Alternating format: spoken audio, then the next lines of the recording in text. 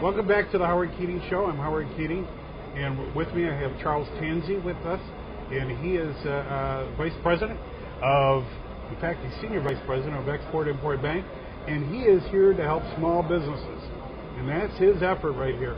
And boy, is he making an effort, and boy, he's got ideas for us, and this is a great opportunity. And I know trust is a factor, and we've had small businesses, when we look at our United States government, for example, no matter what political party you're in, trust is one key ingredient of trust is consistency. We have not had that, but this entity, Export-Import Bank, has that consistency. This is an agency that you're going to be able to trust, you're going to be able to grow with, and there's no amounts that are too small or too big. This is your great marketing tool and a great way to get financing. Charles, thank you again for coming back. Thank you. We were talking about that. You know, here we're talking about this firm up in Saginaw, Yep. and if they don't get going, you know, here's another loss for Michigan. It's a win. It's a very difficult. It's a bittersweet type of thing. It's good. We have an overseas investor buying Sure. that company. You keep the jobs. You keep doing the work that you've been doing and producing. But what about the competition? Now suddenly they're facing a much bigger competitor. That competitor has endlessly deep pockets. And if they haven't been ready, if they haven't been preparing, if they haven't been thinking broadly about export markets themselves, they're vulnerable. And that's the reality. You know, Charles, when we look at small businesses, part of our pitch is you got an established business already out there. You're used to making a thing, or you got a service out there, and you've been doing it for a period of time.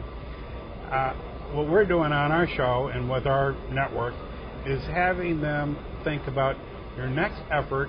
You got 160 countries out there that are very viable to do business with. You should go out there and get a strategic partner in every one of these different countries that can produce a profit for you. And that should be your goal today.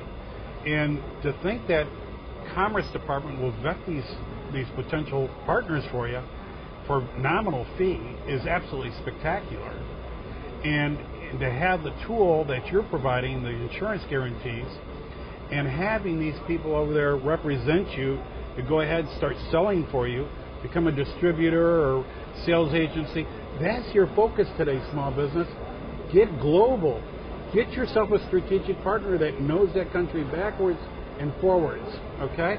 And they know the customs, they know the rules and regulations, and you can go forward. This is exciting times.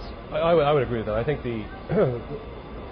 everything I've seen since I've been working in this, but over a longer period of time as well, the world loves American products. Sure They do. can't get enough American products. There's people out there who have not had a chance. Think of all the people who grew up from my age in the Iron Curtain who never saw Elvis.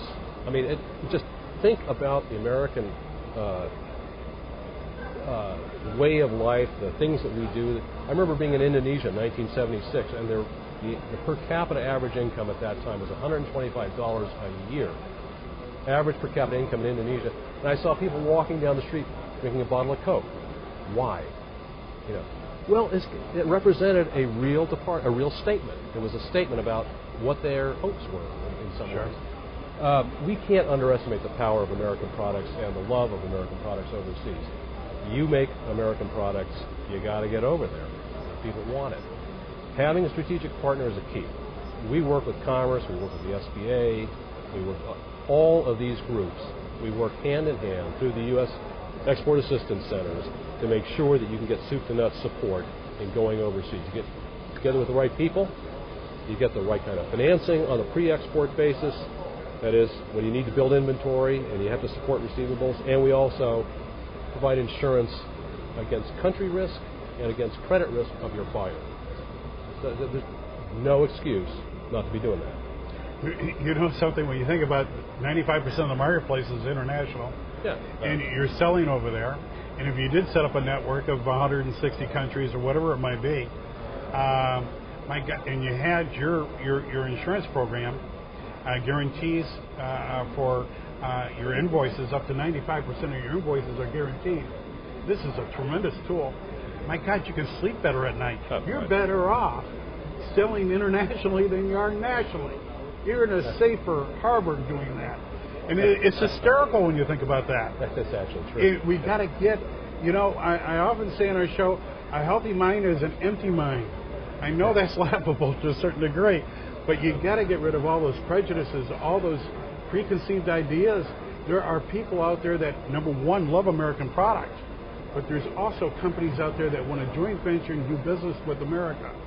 And here is the tool, and you're hearing it from one of the great men, and this is a patriotic group. This is a fine organization. They're competent. They execute things. This is not what you're expecting. And for me, from my standpoint, we are not only involved with them, but we will state our reputation that these people are the tools that you got to use in the future.